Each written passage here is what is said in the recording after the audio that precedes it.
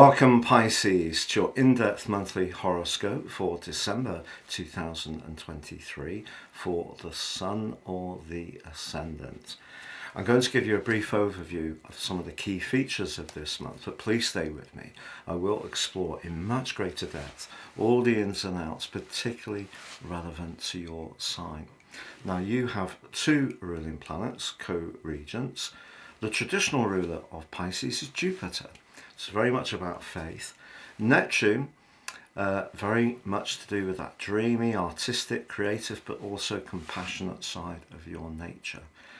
And on the 6th, Neptune ends a very long retrograde, which is lasts for 22 and a half weeks. What's the implications of that? But Neptune also forges three very vital squares throughout the rest of the month, which I need to tell you about. But Jupiter's also very much in the mix, forging a brilliant link with Saturn the last 2 weeks and a quite stunning alliance with the Sun, which peaks on the 27th. So much to share with you. Please stay with me for more. Now, if you've yet to order your personal horoscope for year 2024, if you do so now, you can still get the rest of this year free. But also my special package, you'll get your character analysis report, your life roadmap, and 30% off, but also your year 2024 zodiac forecast for each of the 12 signs, but also Indian forecast for each of the 12 signs, and Chinese forecast for each of the 12 animal signs. Totally free of charge, those booklets. Please see the link below for more.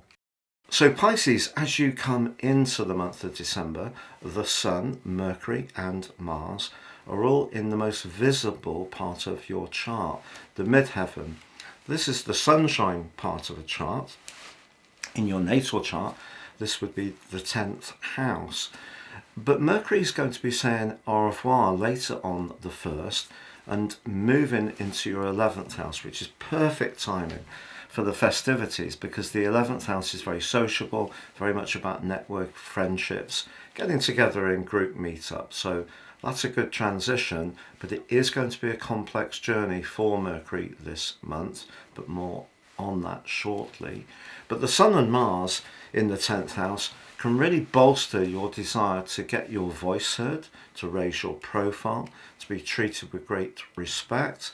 And if you are someone who's interested in traditional career development, it could be that even at this late point of 2023, you're still wanting to drive forwards to improve your situation.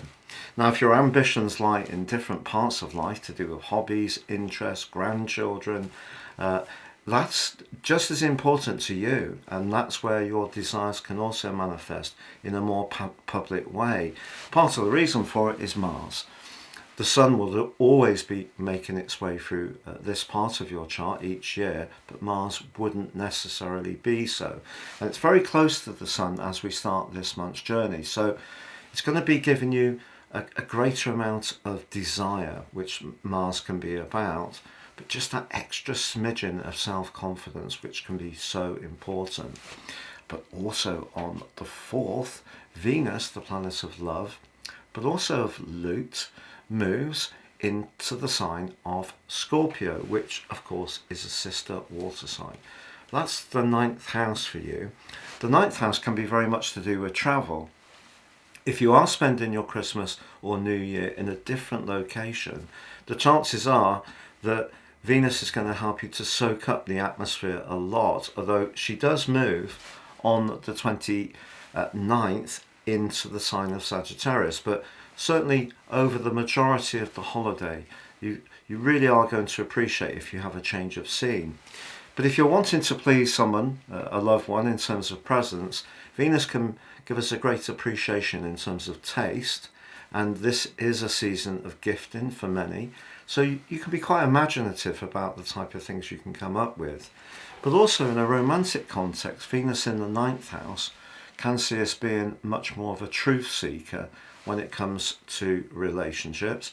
And of course the sign of Sagittarius is very much about those higher truths as well. So There could be some important discussions, not just in a personal context, but potentially also around your work or your involvements where, say for example, you're in a local community situation and you've got some kind of a role of responsibility there.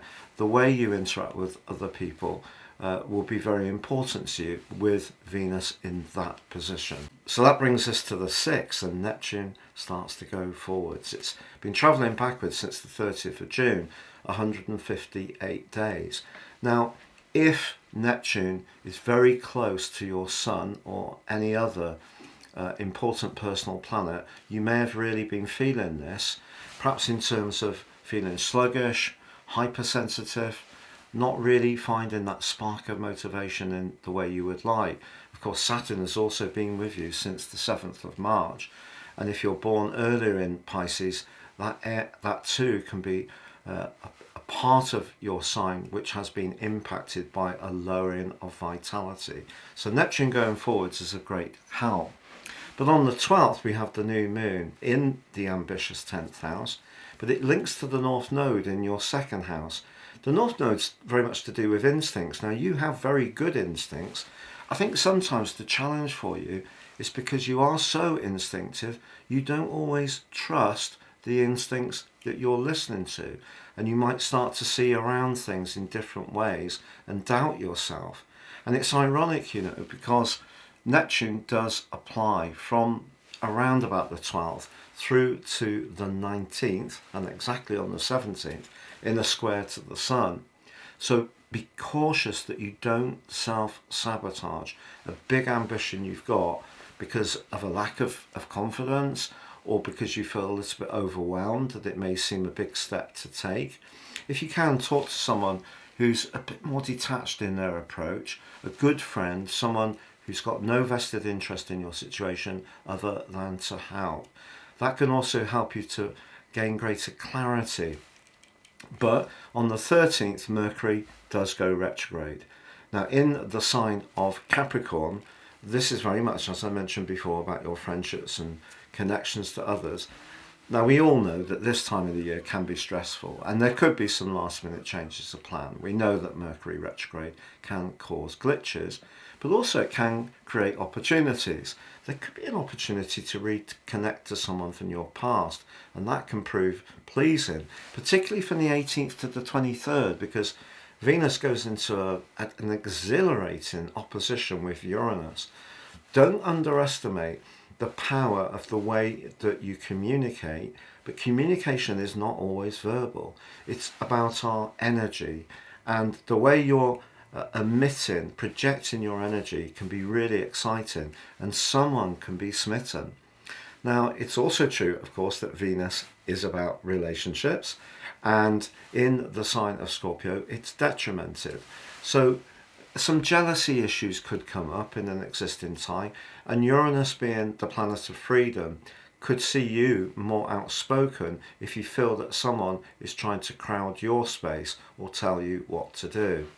That brings us to the winter solstice, a truly exciting event in Western tropical astrology, because this ushers in the Sun moving into the sign of Capricorn, but also the last cardinal quadrant of 13 weeks. And for you, it is going to be very much to do with your connections, your long-term planning, right through to the start of the new astrological year on the spring equinox. The 23rd, however, ironically, sees Mercury invert into the sign of Sagittarius.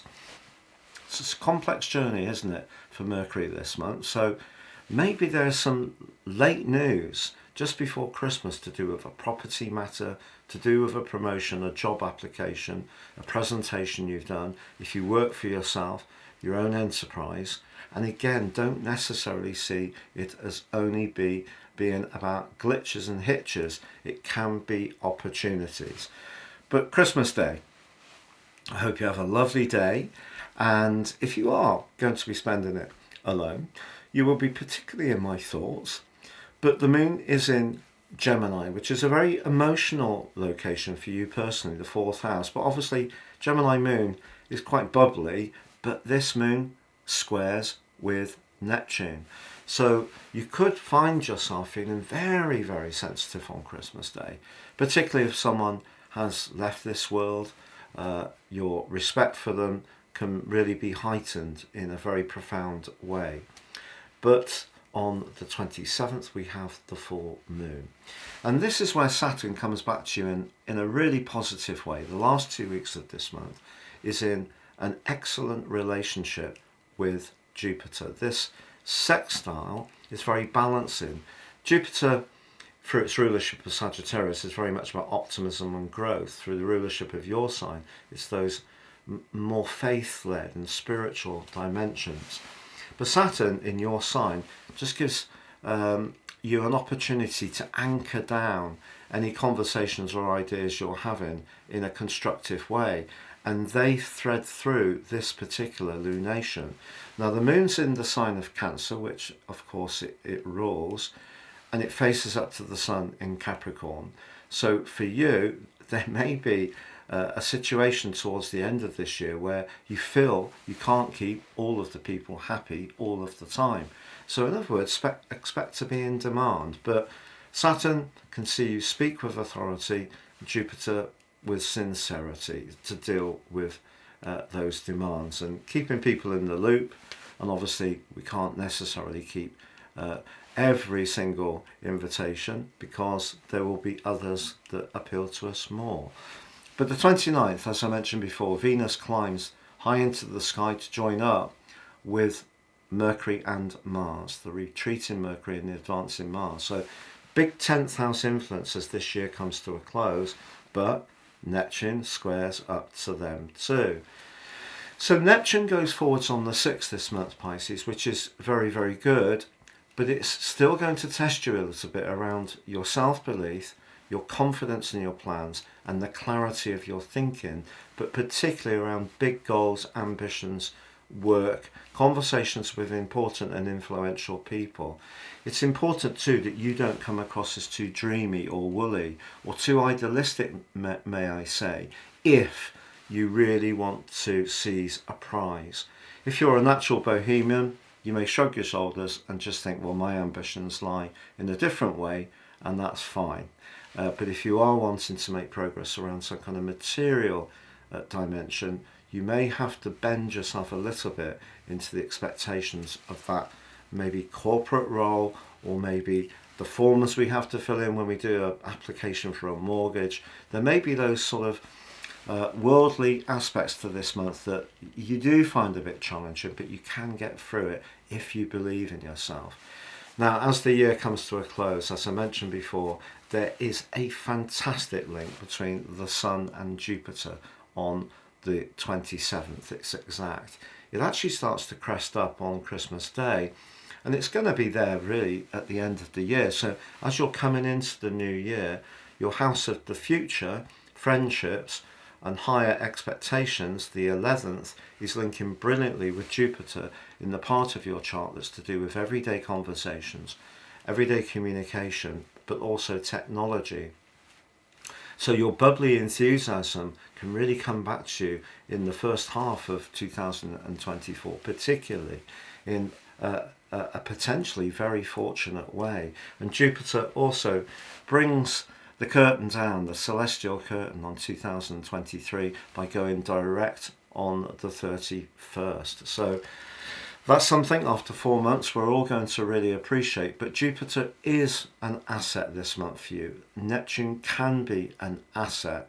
You have to work with the energy as it is. And there is that scintillating connection between Venus and Uranus from the 18th to the 23rd, that if you're single, it really wouldn't be a surprise if there was some kind of raw attraction and sudden excitement and compulsion to get close to someone, or quite ironically, a compulsion to get away from someone, because Uranus can be very complex and Venus in Scorpio very deep, passionate, but also complex itself.